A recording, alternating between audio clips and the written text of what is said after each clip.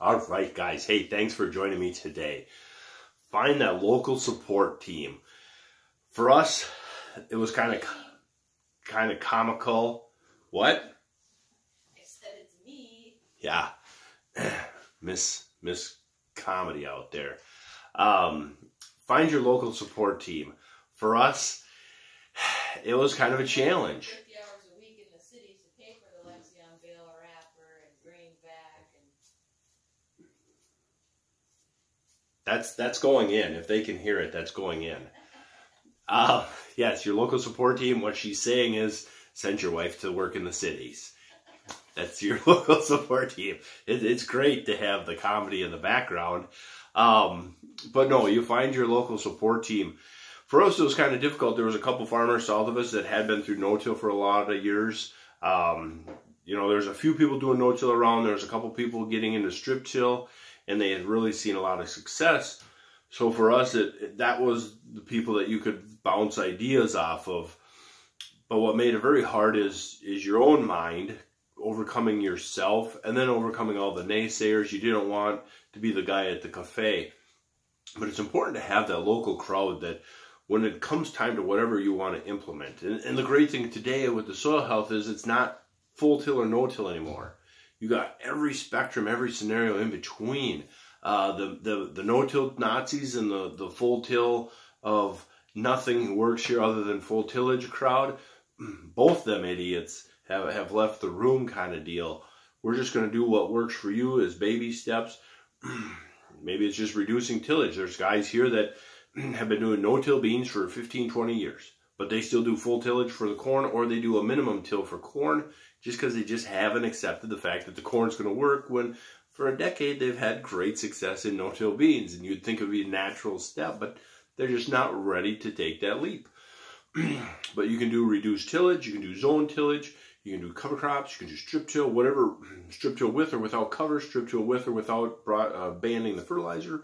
Anything in between is going to, anything moving away from deep tillage with several finished passes ahead of the planter and then just complete burn down and keep bare soil all summer is an improvement. Is it perfect over here to a Gabe Brown? No. Is it a lot better than over here? Yup. And so you've done your homework. You know what plan you want to implement. You know where you want to implement. You're going to start small. And you're going to pick that spot. And you're going to stick to that spot for the next 5 years to see how you can keep fine-tuning your system. Because once you got your system fine-tuned, then it's easy just to run all over the farm. But what the local support guy is going to do is, one, he's going to get some of the naysayers out of your head. And sometimes the big naysayer in your head is you. Little corn. We've been told our whole life that little corn is looking around for any weed whatsoever. We're going to take away top yield. And here we're going to probably, if we're doing cover crops, we're bringing in, 4, 6, 8 weight species mix of weeds to throw into our corn crop. And we're reducing some of the herbicide because we want our cover crop to go. But then we have the fear that, we're going to let even more weeds grow. So that's a huge hurdle to overcome. And then the failure, the big part about ourselves, overcoming ourselves, is we're so scared to fail. We're so scared to fail. Who gives a crap?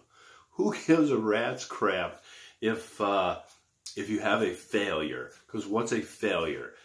A failure going cover crops into corn is chances are you were too scared to put it in early enough, so you put it in too late. You didn't pretty much have any growth. You didn't get to see much green happening. But if all you wanted to do was control erosion, all you needed was some little bit of roots on the ground and not tilling that fall, that is a huge success in controlling erosion. So that was a success. Did you get the cover crop growth you wanted? Probably not. Will you ever? Probably not. For us, we're not Missouri. We don't have 6-foot tall green stuff in the spring that we need to figure out how on earth can we get a heavy enough tractor to roll and crimp this stuff down to get this planter through. For us, it's like, okay, we've got from May through July of germination time. How can we get some green out there to benefit us for the next year? Other than winter rye and winter wheat and some of your clovers and alfalfas, we have zero worry of anything overwintering. some of the hard seed stuff might not germinate this year, and you might get some random germinations next year. But for us, the cover is becoming a weed. Pretty minimal for us. It's just hard to get any growth out there. So that's why you've done your homework to make sure that your goals are reasonable.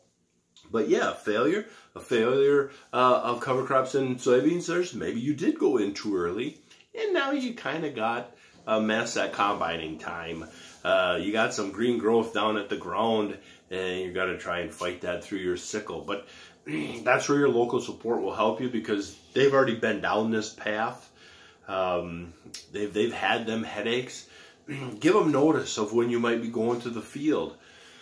Ask them ahead of time, like, hey, you know, a week before planting time, or as soon as the ground is fit out in the pasture, out in the road ditch, out on that field headland even, you know, you let me know when you have a day to come over, and we'll go out with my planter and see if we can't get it set up with no-till, you know, to make sure that your row cleaners are at the right depth, that your down pressure is at the right spot, so you've got enough down pressure to maintain depth, but not so much down pressure that you're putting sidewall compaction under the gauge wheels, that you have enough closing wheel pressure to be closing the slot. Maybe you need to bring in a drag chain or some tines or something back there to help kind of close up that slot. Or, you know, in a week before your normal planting window, maybe you see that you might need to change some closing wheels up quick, order in some spiked ones or something, you know.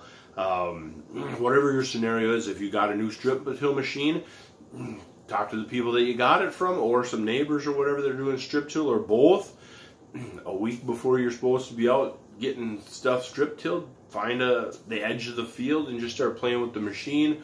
Can you get it dialed in to start building a nice berm, or maybe you have to wait till closer to planting time for the soil to be in a condition. But that's what that local support team is. You work with each other to become successes with each other. I can't preach it enough. The people that don't agree with you, just let them talk.